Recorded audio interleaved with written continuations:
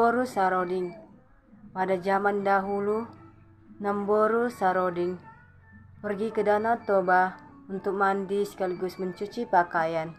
Tepatnya di tepi Danau Toba, tempat tinggal orang tuanya yang terletak di antara Palipi Mogang, Kecamatan Palipi, Kabupaten Samosir, yang bersebelahan dengan Rangsang Bosi dan Dolok Martahan.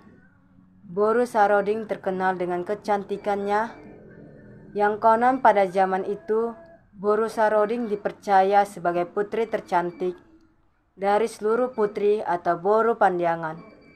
Atas kecantikannya, banyak pemuda yang datang dari kampung lain bahkan dari seberang Danau Toba untuk merayunya atau menandangi.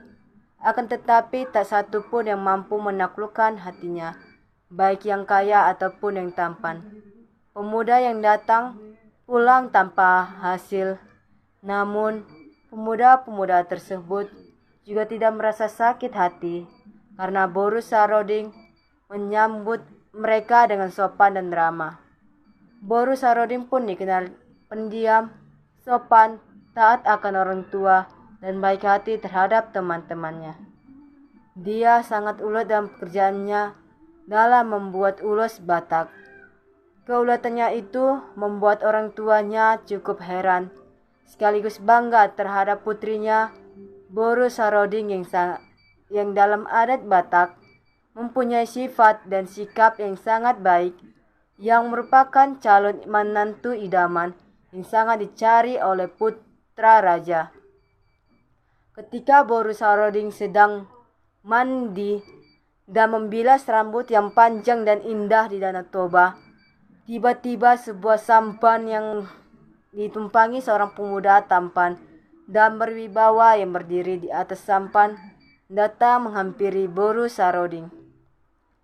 Melihat pemuda yang mengenakan ulos Batak dan sekaligus tampangnya, Boru Saroding berpikir bahwa pemuda tersebut bukanlah nelayan biasa seperti yang sering dilihat di sekitar pantai Danau Toba.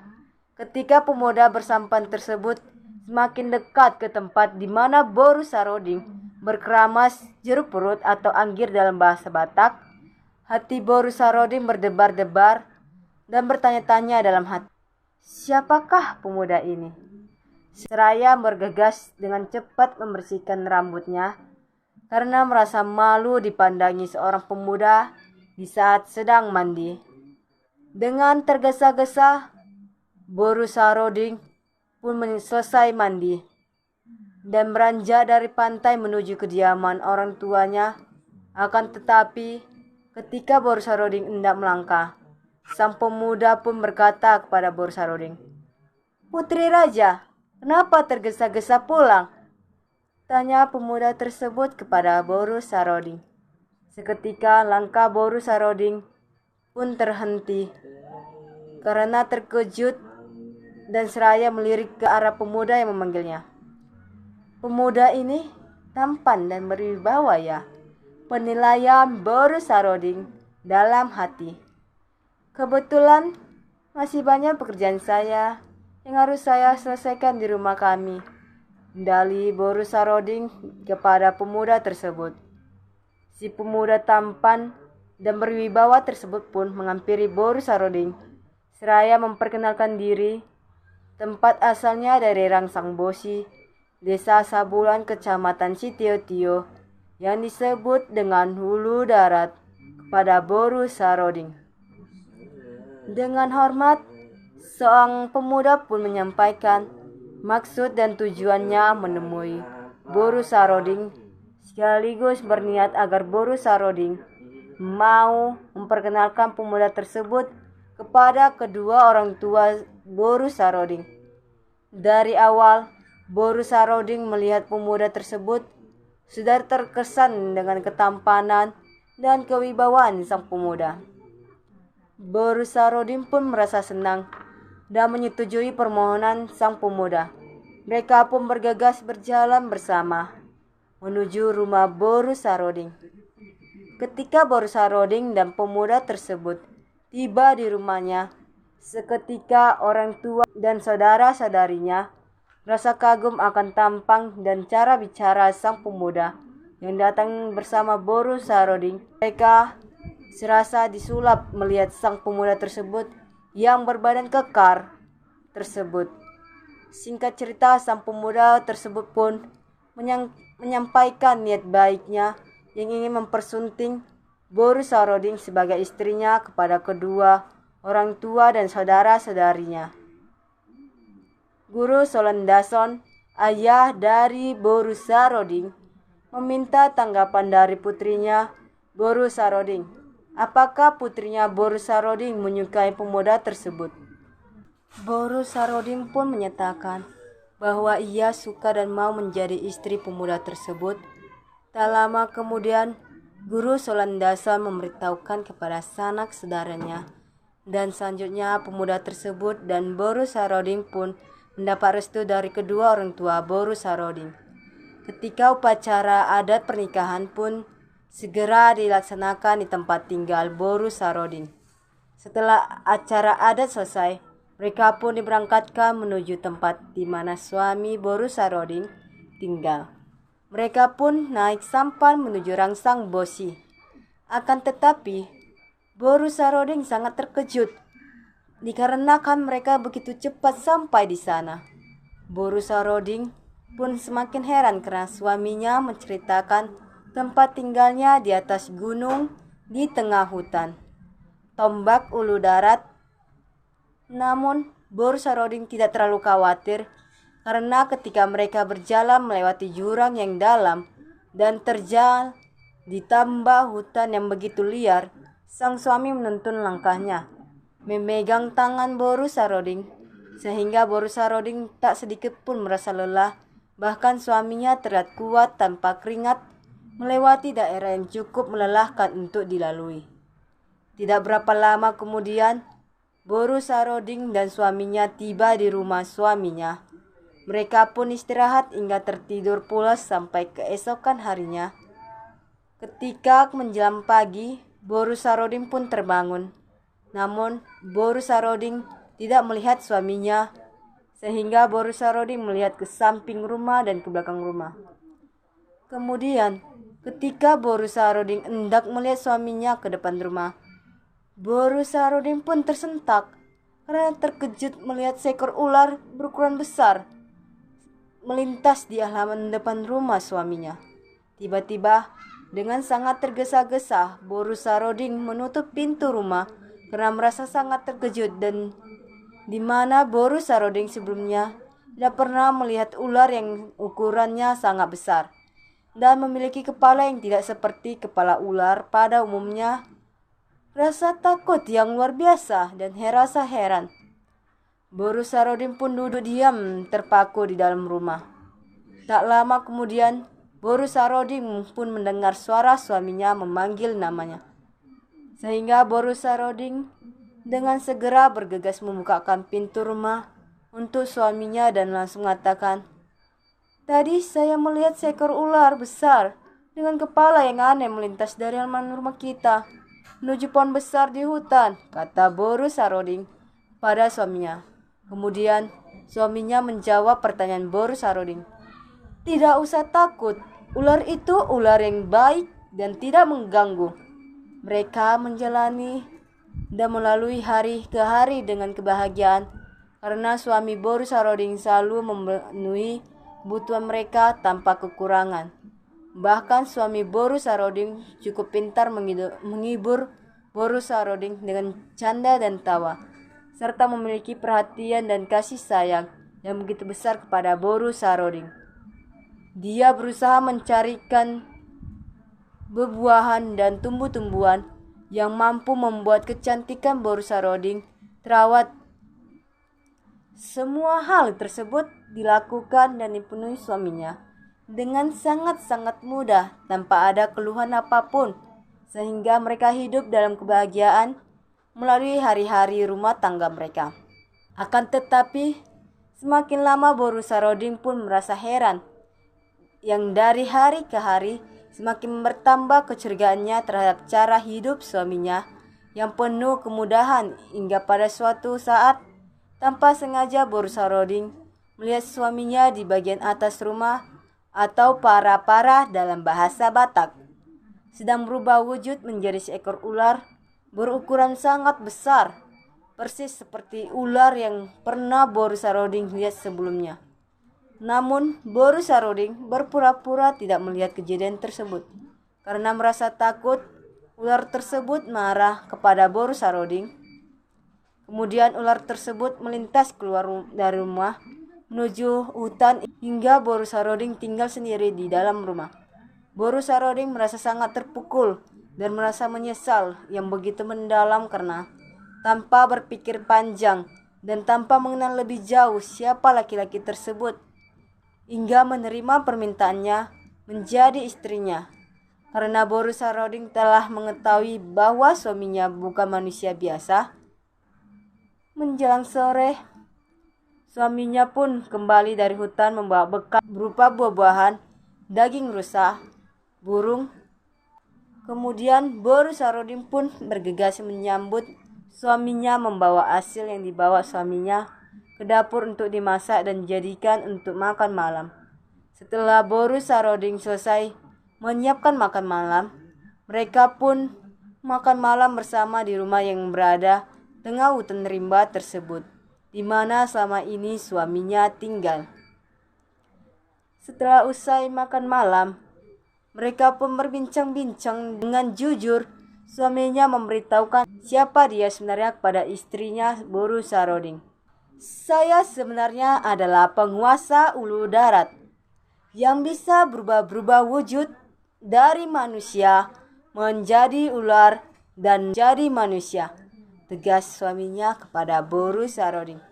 Akan tetapi Boru Saroding cukup pintar menyembunyikan rasa takut dan penyesalannya yang sangat dalam kepada suaminya. Boru Saroding hanya tersenyum kepada suaminya, sehingga suaminya merasa senang karena melihat istrinya. Boru Saroding tidak terkejut atas pengakuannya yang jujur kepada Boru Saroding. Hingga suatu ketika, kedua saudara Boru Saroding datang berkunjung ke rumah Boru Saroding yang berada di antara pegunungan di tengah-tengah hutan yang dinamai Tombak Ulu Darat. Karena kedua saudaranya sudah sangat merindukan Boru Saroding yang merupakan saudari perempuan tersayang mereka, Boru Saroding pun merasa sangat bahagia karena sudah dikunjungi oleh saudaranya sehingga dengan sangat gembira. Boru Saroding pun menyajikan berbagai aneka makanan dan buah-buahan kepada kedua saudaranya tersebut. Sembari menikmati makanan yang banyak, mereka bercerita dan berbincang-bincang hingga rasa rindu mereka terobati hingga waktu tidak terasa sudah larut lama. Senja pun tiba. Seperti biasanya Boru Saroding tahu jika suaminya akan segera kembali dari hutan, dan dengan tergesa-gesa Boru Saroding berusaha mengajak kedua saudaranya untuk bersembunyi di bagian atas rumah di bawah atap karena Boru Saroding sudah mendengar suara-suara pertanda suaminya akan datang. Karena Boru Saroding merasa ketakutan, di mana Boru Saroding tahu bahwa ular tersebut mau memakan manusia. Kedua saudaranya pun bersembunyi agar tidak terlihat suami Boru Saroding. Suami Boru Saroding pun tiba di rumah. Tiba-tiba suaminya heran dan sepertinya mencium sesuatu yang lain dari yang lain dan bertanya, "Sepertinya saya mencium darah manusia lain di rumah ini," kepada istrinya Boru Saroding.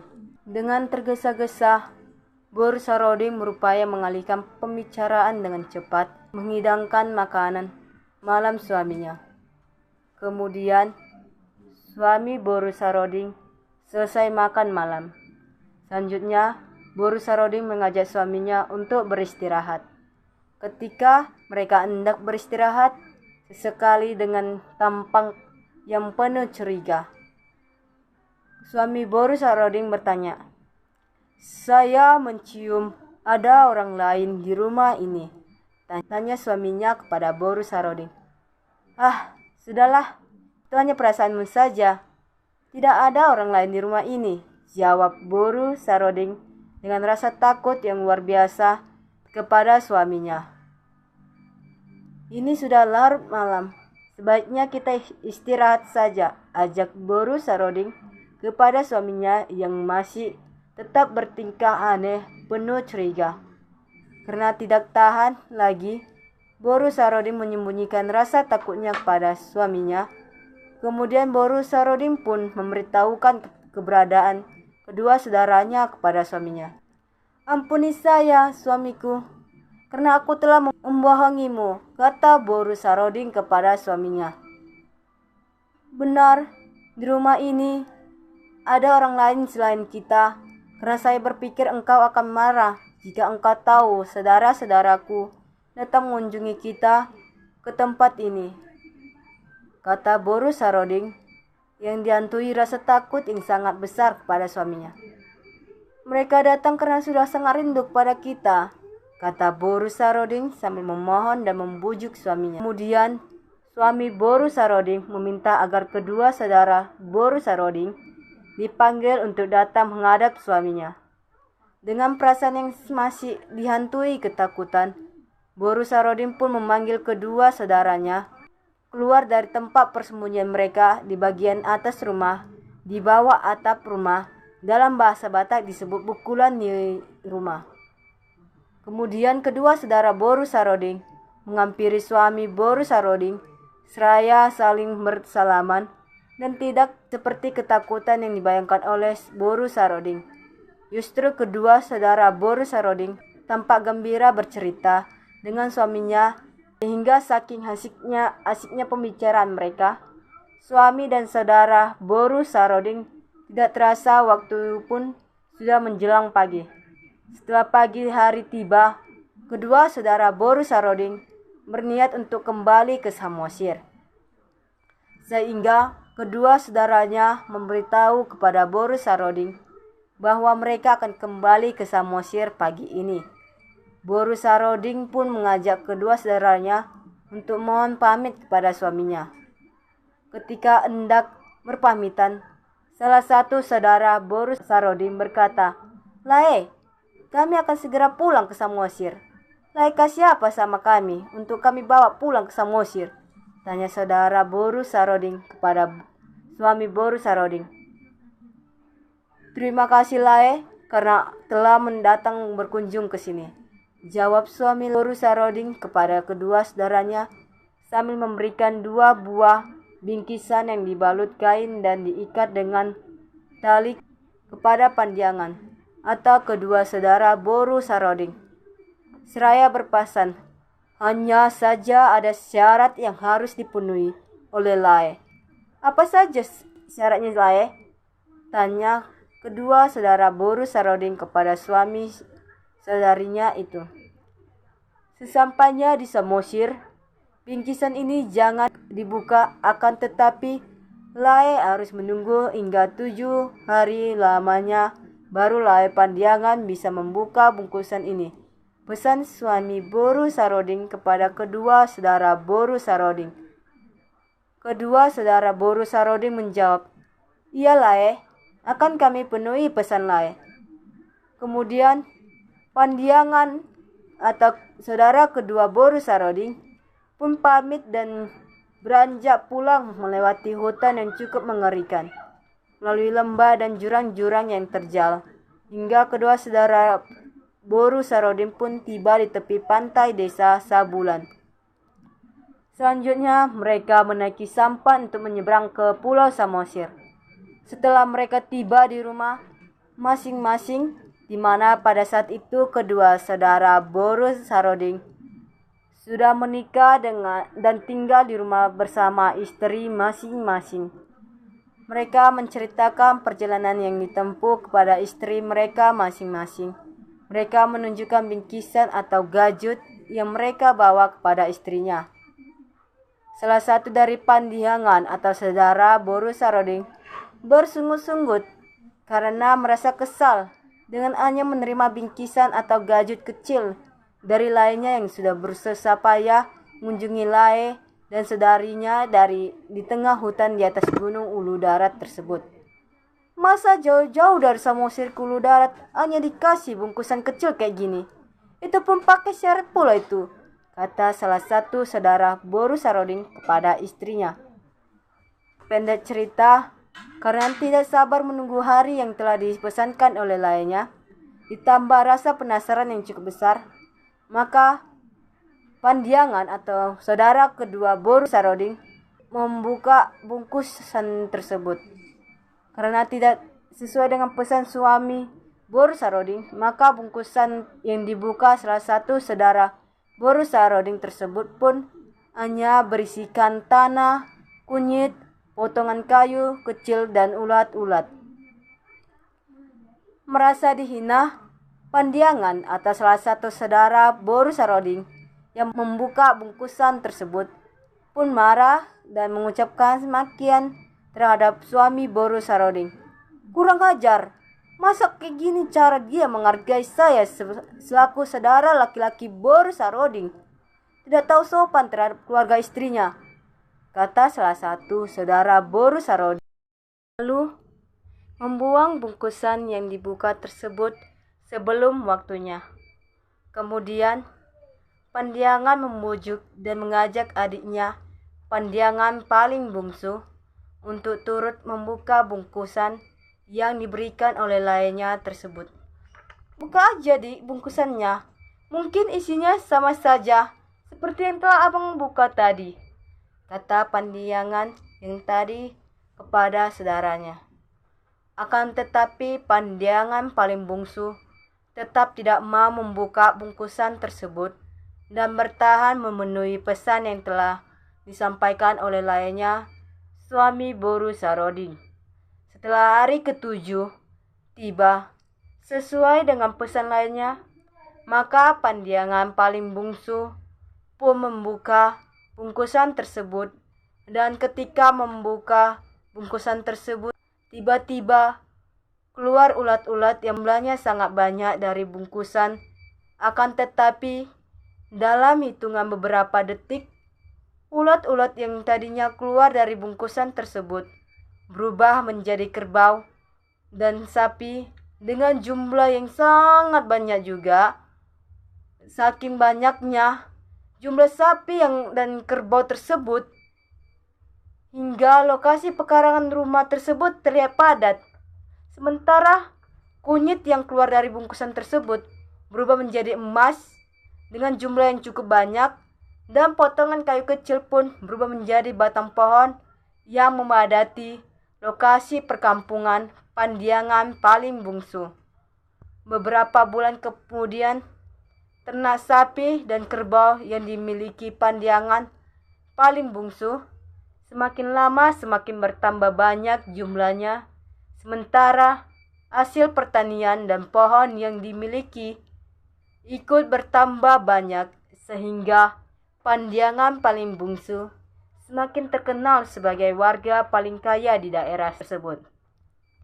Setelah hampir setengah tahun kemudian, karena sudah sangat rindu akan kampung halamannya, terlebih-lebih kepada orang tua dan saudara-saudaranya di Samosir, maka Boru Sarodin pun meminta izin kepada suaminya untuk diberikan kesempatan pulang ke kampung halaman guna mengobati rasa rindunya tersebut.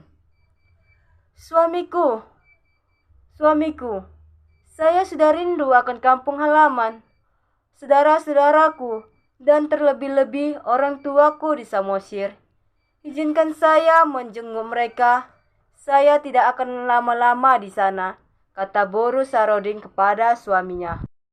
Dengan berat hati, suami Boru Sarodin menjawab, "Sepertinya saya punya firasat buruk jika aku izinkan engkau berkunjung ke Samosir. Sepertinya engkau takkan kembali lagi ke tempat kita ini, Ulu Darat," kata suami Boru Sarodin. Boru Sarodin pun tidak putus asa dan tetap berupaya membujuk suaminya agar Boru Sarodin diberi izin seraya berusaha memberikan kepercayaan kepada suaminya. "Suamiku, saya janji jika engkau izinkan saya ke Samosir, saya akan pulang karena saya tidak mungkin meninggalkan suamiku sendiri yang telah memberikan saya kebahagiaan dan telah memberikan aku kasih sayang," Saya hanya sebentar di Samosir. Setelah itu saya akan pulang ke sini. Ulu darat, jelas Boru Saroding kepada suaminya. Ketika Boru Saroding sudah memohon dan memberikan penjelasan yang cukup meyakinkan suaminya, pun mengizinkan Boru Saroding untuk ke Samosir tempat tinggal mertuanya. Sehingga suaminya mengantarkan Boru Saroding ke tepi pantai Danau Toba untuk menyeberangkan istrinya ke Samosir.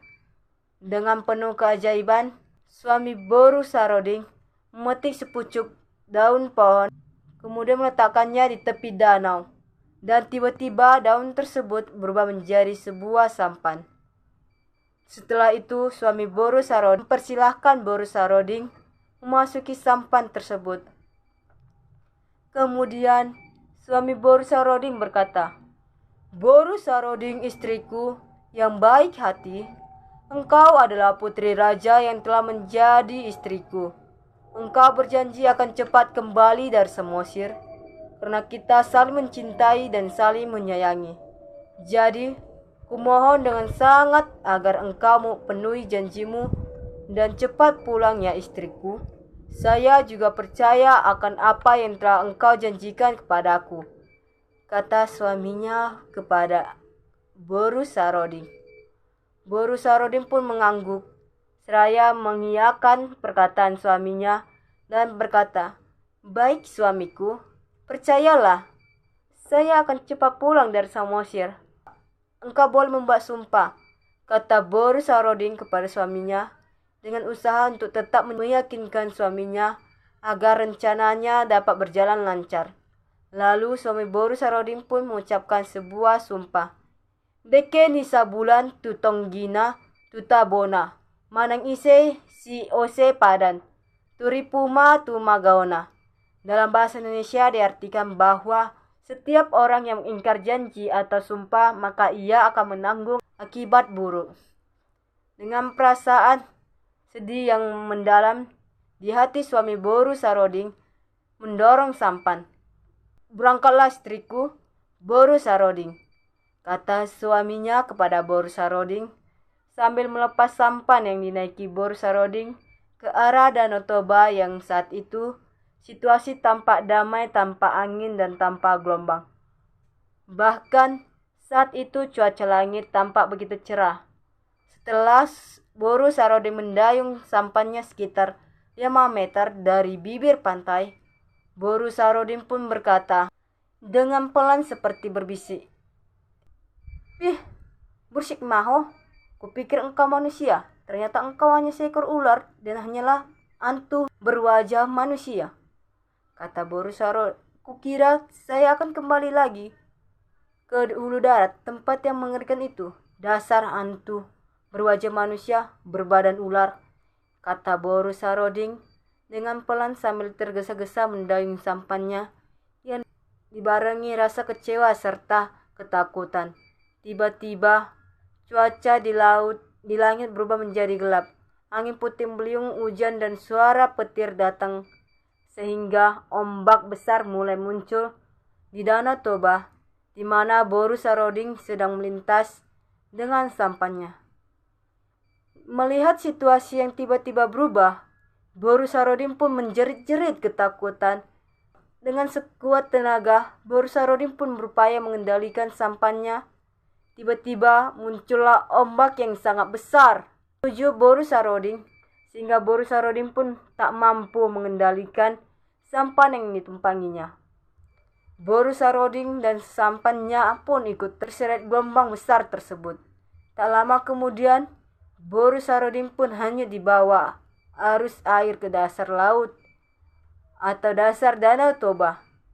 Semenjak kejadian itu, hingga sekarang Boru Saroding tidak dapat ditemukan, dan menurut keyakinan orang Batak, khususnya warga Pulau Samosir, meyakini bahwa Boru Saroding sudah menjadi arwah penjaga Danau Toba sampai saat ini. Sekian dari video saya. Di sini bercerita tentang sejarah Boru Saroding.